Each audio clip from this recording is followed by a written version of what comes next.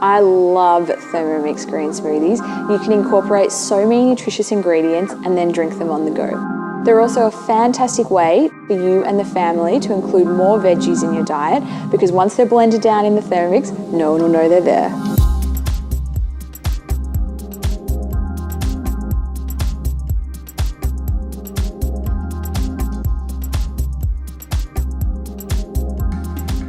Firstly, we're going to be using 100 grams of macadamia nuts. Now these are a fantastic nut to include because they're so high in healthy fats, they will keep us feeling really full. Second, we've got frozen strawberries, 200 grams. Now it's really important when making a Thermomix smoothie to always include something frozen, both for temperature and texture. Here we're using strawberries, so it's going to double as our fruit component, but you could use any frozen fruit or ice cubes. Next, we've got 200 grams of plain unflavoured yogurt. You always want to look for plain unflavoured yogurt, as this isn't going to have any added sugars. Next, we've got 50 grams of baby spinach. I always add a leafy green vegetable to my green smoothies. They're so easy to incorporate. Spinach, rocket, kale, even lettuce work wonderfully. And your beetroot tops and your celery heads usually get discarded, but they make a fantastic addition to your smoothie.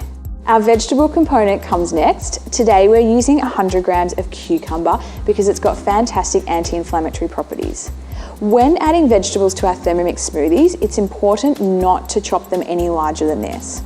An optional ingredient for your smoothie is a sweetener. Today we're going to use a little bit of raw honey, but this is completely optional and you could use maple syrup or coconut sugar instead. Now's the time to add any superfood powders you want to include, just to really up the nutritional content of your smoothie. Today I'm using a teaspoon of a probiotic powder. We've also got 600 grams of brewed green tea. Now I've simply brewed this and then chilled it and it's ready for our smoothie. But here's the important tip when making a Thermomix smoothie.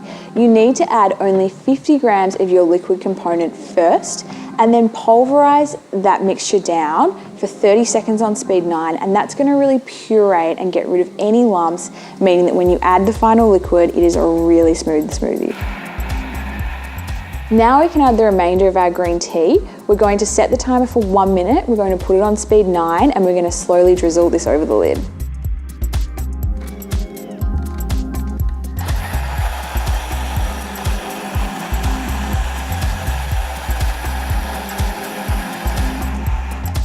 And now we're ready to serve.